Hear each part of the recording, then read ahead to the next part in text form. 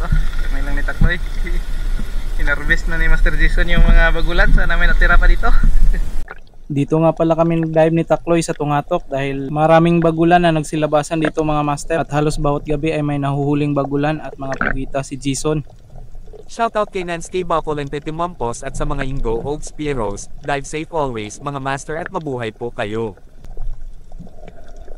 Pero ang problema nga lang mga master, hindi namin in-expect na malabo pala ang tubig ngayon. At dito lang sa tapat, dito sa may batuhan, may nakita tayong parang tubo-tubo. Pero yung ibang klase ng tubo-tubo mga master. At dito, nanibago talaga tayo dahil malalim talaga ang spot na to. Samantalang yung mga spot na sinisisid namin doon malapit sa amin ay mabababaw lang. At as you can see mga master, malabo talaga yung tubig. Kahit si Takloy ay hindi natin halos makita. Marami palang dalagang bukid dito sa ilalim mga master. Kaya pinagtsagaan na talaga namin dahil alam talaga namin na hindi kami makakaboylo sa panunusok nito dahil napakalabo ng tubig. Halos hindi talaga makita yung nasa ilalim mga master at kailangan mo pang sisirin. Pero kapag nasa ilalim naman tayo ay unti-unting lumilinaw kaya may nakikita pa rin natin yung mga dalagang bukid. Mukhang ito lang talaga mga isdang to ang mabubugbog natin ngayon mga master dahil parang imposible nang lumabas yung mga bagulan dahil napakalabo talaga ng tubig. May mga grupo ng needlefish din tayo nadaanan pero hindi pa kalakihan. At ito mga master, buti na lang pagdaan natin sa kantil ay may humarurot na pusit dito sa ating tapat at agad-agad nating sinisid. At pagdating natin doon sa ilalim mga master ay pumaibabaw naman siya, papunta na siya sa laot kaya sinundan natin. At nang nasa itaas na siya mga master ay unti-unti na siyang bumagal lumangoy kaya nasundan natin kaya tinusok agad natin. Good size na rin yung pusit na yon. At dito pa rin sa kantil may natusok tayong isang unicorn fish o isang uri ng surahan at pinahirapan pa nga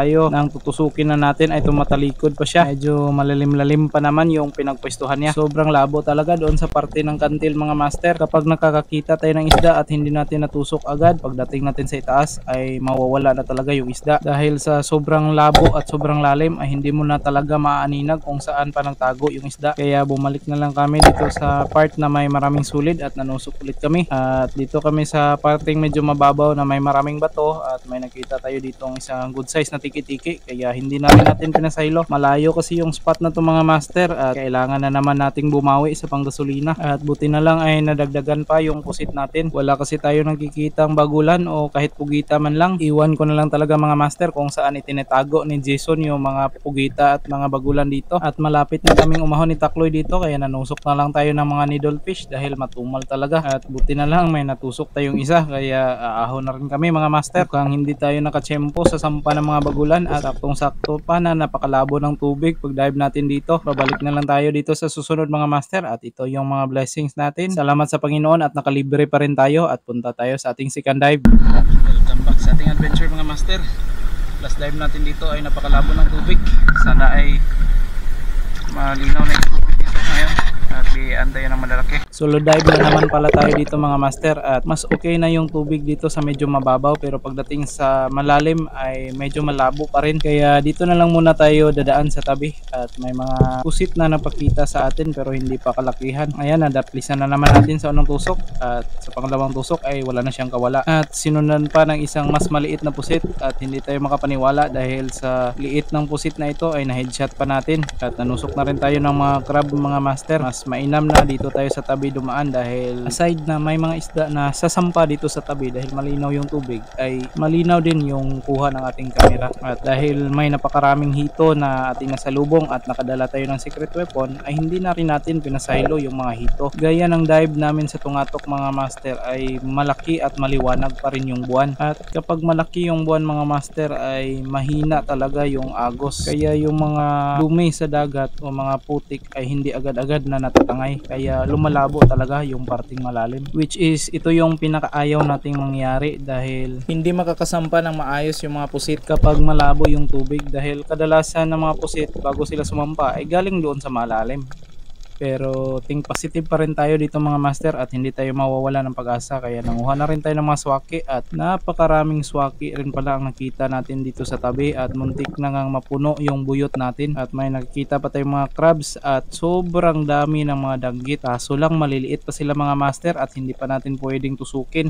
At dito pa rin sa tabi, nasa hanggang dibdib lang siguro ay may napakalaking pawika na lumalangoy. At laking gulat pa nga natin mga master, akala natin kung ano ng palutang-lutang. At dahil may napakaraming hito na nagsilabasan ay ito na lang talaga yung pinagtsagaan natin. Maraming hito yung natusok natin mga master. Hindi ko na matandaan kung ilang hito yung natusok natin, pero nasa more or less 10 hito siguro yung natusok natin sa gabing ito. Tsaga at diskarte lang talaga ang kailangan dito mga master. At dito ay nakatagpo na naman tayo ng mga nagkukumpulang hito, kaya tinusok na agad-agad natin at hindi na tayo pumipili. At ito mga master, 3 hito agad sa isang tusok. Minsan talaga ay nakakatsamba tayo at marami yung natutuhog, at minsan naman sa sobrang daming nagkukumpulan ay nalilito tayo at wala tayong natutusok maski isa. At dito mga master ay nalito na naman tayo at pumipili pa tayo kung saan tayo tutusok, at dito na lang tayo sa maraming nagkukumpulan pero isa lang yung natusok natin. Pero ayos na rin mga master kaysa wala tayong natusok. Ang paboritong luto ko pala dito sa mga hito ay yung adobo sa gata. Masarap din ang isdang ito mga master at natatangi talaga ang lasa nito sa ibang mga isda. At kanina pa tayo may napapansing may napakaraming danggit at magkakatabi lang sila, which is good news para sa atin mga master, dahil ibig sabihin lang nito may mga maraming pusit at bagulan na sasampa dito sa tabi. At nanusok na rin tayo ng mga danggit na medyo malapad-lapad. Siguro sa susunod na mga araw kapag luminaw na yung tubig ay maraming pusit na sasampa dito. At ayan na nga mga master, may mga pusit na nga na nagsisimulang magsampahan pero kaunti lang talaga dahil malabo pa talaga yung tubig doon sa parting malalim.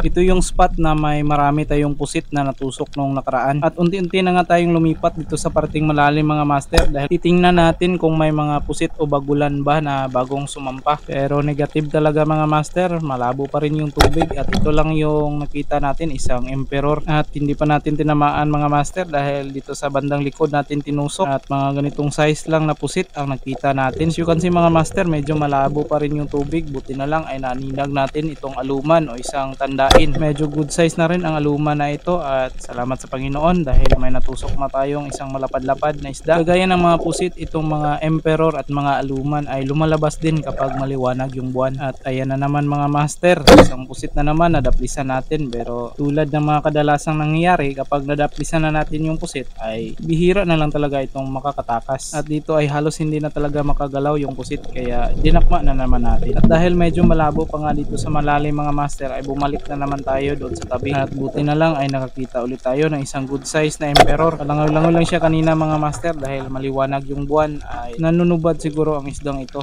o naghahanap ng kanyang pagkain. At bumalik na naman tayo dito sa medyo malalim at malabo pa rin mga master. At may naninag tayong isang pulang dalagang bukid kaya sinisid natin at tinusok. Nang makaangat na tayo sa itaas ay nawala yung isda, nakatanggal pala doon sa shaft kaya sinisid natin ulit at binalikan at tinusok. Bagulan talaga yung target natin dahil sa time na ito ay lubusan na talagang lumiwanag yung buwan. Kaya paminsan-minsan ay lumilipat talaga tayo doon sa parting malalim. Ito din ang kagandahan kapag solo dive mga master dahil madali kang makakapag-adjust dahil wala kang kasama. Di katulad ng marami kang kasama ay nahirapan ka talagang lumipat kapag gusto mong lumipat sa mababaw o malalim dahil may mga kasama ka na pwede mong maagawan ng pwesto. Ito kasi yung style ko kapag namamana ako. Hindi ako lumalagi o pumapwesto sa isang linya lamang. Kaya ito yung dahilan mga master kung bakit ako nagsusulo dive ngayon. At dito mga master ay nakatusok tayo ng parang isang needlefish, pero yung isang klase ng needlefish na maiksi lang yung kanyang uka o kanyang bibig. Pero ito mga master, ito yung original na needlefish. Malapit na naman tayong madali, buti na lang ay nakailag tayo. At ito yung mga blessings natin mga master sa dive na ito. Thank you Lord at nakalibre na naman tayo. May marami tayong hito mga master. Ayan mga master, oh, adobo sa gata, yung the best na putahe dito mga master. At hindi lang gata kundi may pangsabaw pa tayo at pangkinilaw. Itong mga maliliit na pusit mga master ay kikilawin natin dahil napakasarap nito sa kinilaw. Sana ay nag-enjoy kayo sa ating adventure at kung umabot kayo sa bahagi ng bidyong ito ay maaaring mag-react, comment at share. Malaking tulong po yun para makagawa pa tayo ng maraming adventure. Maraming salamat mga master at hanggang sa muli.